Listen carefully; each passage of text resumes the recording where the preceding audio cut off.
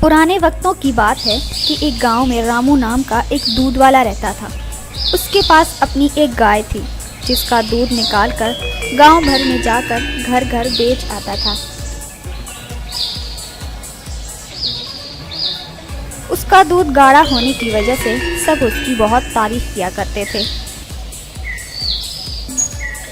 अरे रामू, तुम्हारे दूध की क्या बात है। कल से मुझे ज़्यादा दूध देना, क्योंकि आपके दूध की डिमांड बहुत बढ़ गई है। अच्छा काका, ठीक है, कल से मैं आपको ज़्यादा दूध देकर जाऊंगा। इस तरह रामू के दूध की बहुत तारीफ होती। उसी गांव में अमीर और उसकी बीवी रानी रहते थे। अमीर की लस्सी की दुकान थी।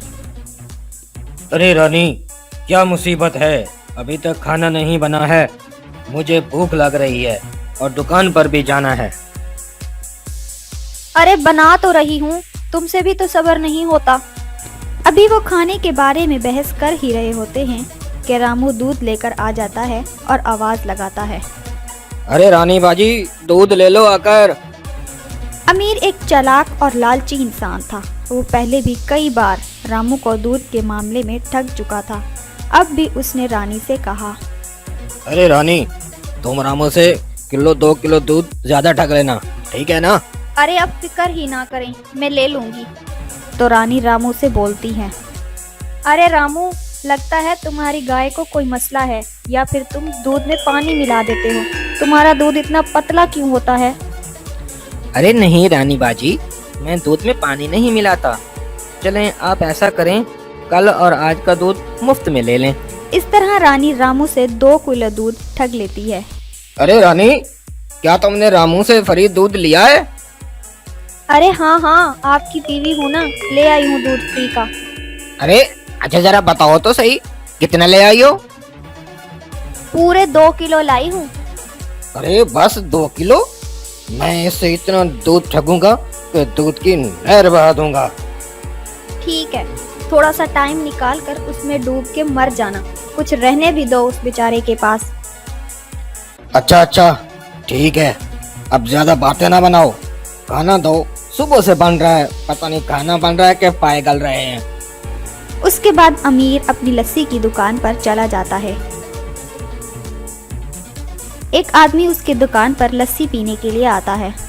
अमीर भाई, जल्दी जल्दी 1 गिलास लस्सी दो। ग्राहक लस्सी पीने के बाद अमीर से बोलता है, अरे अमीर भाई, ये क्या, लस्सी तो बहुत ही पतली है। अरे मेरी लस्सी को देखकर आपके मुंह में पानी आ गया होगा, जिससे लस्सी पतली हो गई होगी। अरे मैं मजाक नहीं कर रहा जी। अरे भाई क्या करूं, जिस दूध वाले से दूध लेता हूं ना, वो मुझे पतला दूध देता है, तो मैं क्या करूं? अभी वो ये बातें कर ही रहे होते हैं कि रामू वहाँ आ जाता है दूध देने के लिए। तो अमीर उसे देखकर कहता है, आओ रामू आओ, देखो लोग तुम्हारे पतले दूध की शिकायत कर रहे हैं। अरे नहीं अमीर भाई, मैं तो आपको गाढ़ा दूध ही देता हूँ। तो मैं झूठ बोल रहा हूँ? इसके बदले में मुझे 5 किलो दूध फालतू दो। अच्छा अच्छा अमीर भाई, ये 5 किलो दूध ले लो। इस तरह रामू सारा दूध अमीर को देकर अंकल जी की दुकान पर जाता है। तो अंकल जी उससे कहते हैं, आओ रामू, आज तो मेरा दूध लाए हो ना?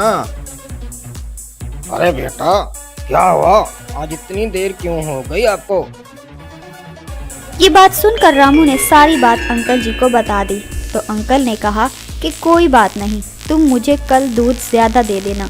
लेकिन अगले दिन भी अमीर और उसकी बीवी रानी दोनों ने उससे फिर दूध ठग लिया। तो रामू काफी परेशान होकर अंकल जी की दुकान पर पहुंचता है। आओ रामू, आज तो मेरा दूध लाए हो ना? तो रामू ने सारी बात अंकल को बताई। तो अंकल ने कहा, रामू बेटा, तुम बहुत ही भोले हो। वो दोनों मियाँ बीवी तुम्हें बेवकूफ बना रहे हैं। तो आप ही बताएं अंकल, मैं क्या करूं? इनको सबक सिखाने के लिए तुम अपने खालिस दूध से लस्सी बनाकर बेचो। वो अमीर पतली लस्सी बनाता है, तुम्हारी लस्सी सबको पसंद आएगी। जी काका, आपने सही कहा, मैं ऐसा ही करता हूँ। अगले दिन से रामू ने अमीर की दुकान के साथ ही लस्सी की दुकान खोल ली और लस्सी बेचना शुरू कर दी, जिसे देखकर अमीर को बहुत गुस्सा आया। अमीर की दुकान पर आया हुआ ग्राहक रामू की दुकान की तरफ चला गया और रामू से कहा, अरे रामू, तुम जरा लस्सी तो चखाओ, इस अमीर की लस्सी तो बहुत ही पतली है। रामू ने जब अपनी बनाई लस्सी ग्राहक को दी तो उसे बहुत पसंद आई। इस तरह देखते ही देखते रामू की दुकान पर रश बढ़ने लगा और अमीर की दुकान पर लोगों ने जाना छोड़ दिया। इस कहानी से हमें ये सबक मिलता है कि हमें दूसरों को खुद से कमतर नहीं समझना चाहिए। दूसरों को ठगना निहायत ही बुरी बात है, हमें इससे बचने की ज़रूरत है। Thanks for watching our video friends. For more videos, please subscribe our channel or click the bell button for more latest updates.